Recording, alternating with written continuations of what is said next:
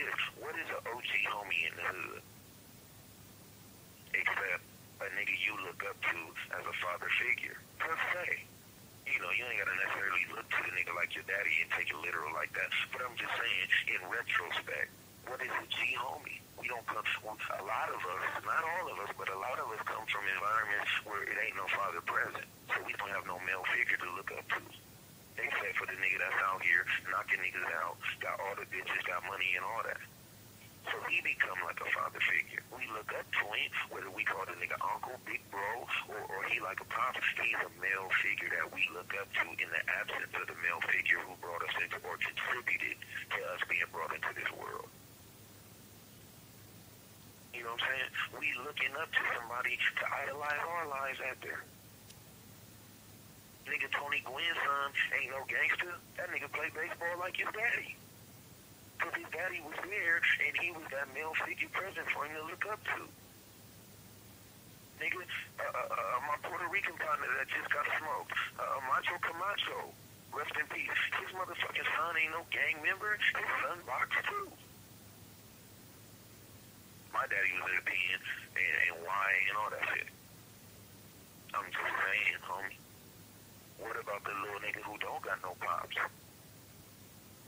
If he out on the playground in these Section 8 houses, you know what I'm saying, in these projects and shit, or he in the front yard at his granny pad or whatever, and niggas hanging out on the corner or whatever, shooting dice, doing shit, you know what I mean? This is who he learning how to be a man from. Whether he in his grandma's yard playing in his ear hustling and watching from young impressionable eyes, or whether he's 14 and 15 and already look up to these niggas, so therefore, if they want him to do something, he gonna do it just so they'll respect him. When I was young, we used to act a fool just so the big homie would tell us, that's my little homie right there. Little blood down. Come on, homie. You know how, come on, G. I can't even go into the desert, but man, you know how brave it done got just for young niggas to hear them words from a G homie? That's how impressionable we was. That's how important it was for us to get that approval from the older homies.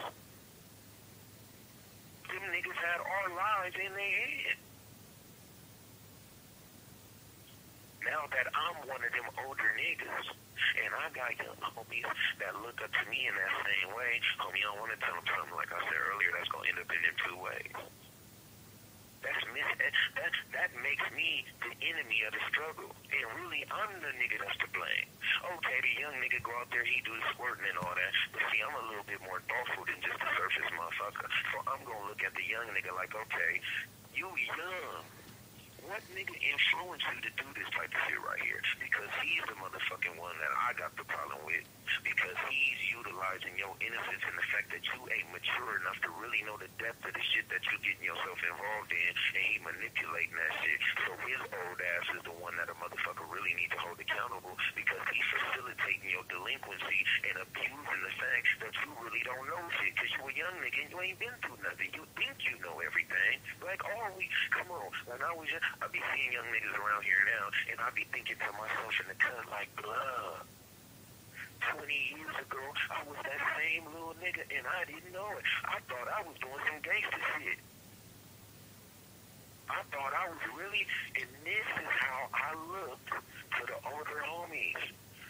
Comedy. To the little homies just like me. I fuck with young niggas all the time.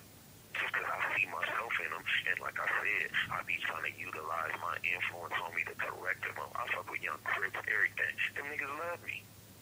Because I'm a real nigga, and I don't play them type of games, homie. When I talk about blackness and all this type of shit, I be serious about that shit. You know what I mean? It's like I was telling my young Kiwi partner the other day. I said, when I had the blood on my chest, homie, these motherfuckers were never really tripping off me, taking pictures of me and all that old type of shit. As soon as I got that black tar on my chest, homie, them motherfuckers was in my cell the day after I got off the bus, G, when I got here. The day after I got off the bus, I didn't get in my cell till 10 o'clock that night. When I got here, I didn't get into my cell until 10 o'clock at night. At 8:30 the next morning, them people was up in my cell. Blood, I don't even have laundry. The homie 4 cells down don't even know I'm here yet. They're already in my spot. Oh, trying to figure me out. Oh, you a blood? You you up, man, I'm an African. I don't play that type of game. Well, who can you sell up with? Anybody that's black. I don't care if they're blood, Crip, Bay Area. It don't matter. If they solid and they're 100 and they are African, they more than welcome to come fuck with me. But this, unfortunately, is the type of shit that sets you apart. But in this environment, it sets you apart in a way, hey, we gotta watch this dude. He didn't give the right answers. That'll let us know he was still confused. Oh, this blood. Don't put me in this with nobody but a homie. I don't give a fuck. Oh, yeah, we know where to put him, and he's not a threat.